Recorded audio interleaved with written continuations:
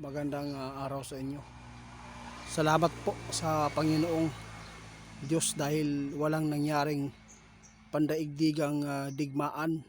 Ngayon mga idol, mayroon pong ibibigay si kaibigan na babala kasi wala pong naranasan ang Pilipinas, no, ng matinding digmaan at wala po talagang nakakalaban ang Pilipinas sa ibang bansa kundi mga kapwa pa rin natin Pilipino po ang nag-aaway ngayon. Kaya sa lahat na makapanood, paghandaan po natin kung ano man po ang inyo napanuuran sa video ko dati, yun po mga babala, yun po ang gagawin po natin ngayon dahil ito po mayroon pong impormasyon ang ating kaibigan na dapat ninyong malaman sa mangyayari po dito sa mundo dahil yung World War III talagang mangyayari, lalo na yung Armageddon mga idol, kaibigan.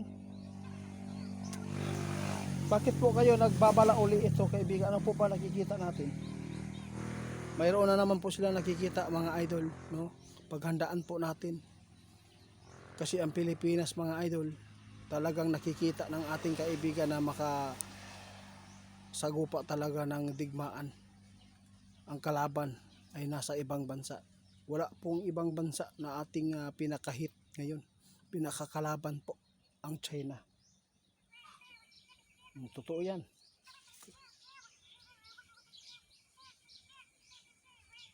Oo. Kaya yun mga idol ang sinabi ng ating kaibigan. Sa ngayon, pasalamat tayo dahil walang nangyayaring masama sa Pilipinas. Kaya sa lahat po daw na makapanood, mahirap ka man o mayaman, kahit anong status ng buhay natin ngayon, hindi talaga tayo protektado po sa yaman po natin. Ang sinabi ng ating kaibigan, isa lang po talaga ang maibigay po niyang solusyon dito mga idol. Kailangan talaga mag invest tayo ng lupa sa gubat, sa bundok. Yun po talaga ang suggestion ng ating kaibigan kasi grabe po ang nakikita po nilang mangyayari mga idol, no? Bawat taon na ating madadaanan, bawat dagdag ng taon, mas times pa ang ating mararanasan po na kahirapan at masasagupang problema po dito sa bayan, dito sa mundo natin. Hindi lang po sa Pilipinas mga idol kundi buong mundo. Kaya marami tayong mga kababayan sa ibang bansa mga idol, sana hindi ito mangyayari yung sinasabi nila na ang pira sa susunod ay hindi na po magagamit dahil sa pamamagitan po ng sinasabi nilang currency. Kapag nagpalagay ka ng microchip ay pwedeng mawalan po ng bisa ang pira. Kaya hinikayat ko kayo, kung mayroon man kayong pira ngayon, si kaibigan mismo ngayon ang laging nagpaalala na dapat po talaga mag-invest ng lupa sa gubat, sa bundok para po mayroon tayong magagamit kung sakali man mangyari po yung panggigipit po sa susunod.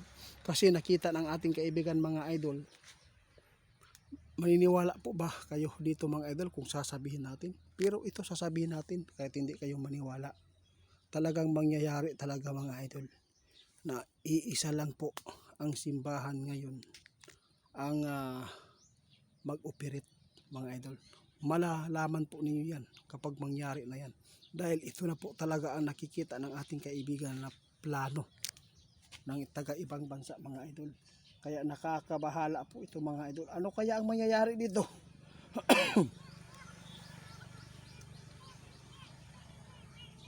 No, tingnan niyo kaibigan, no?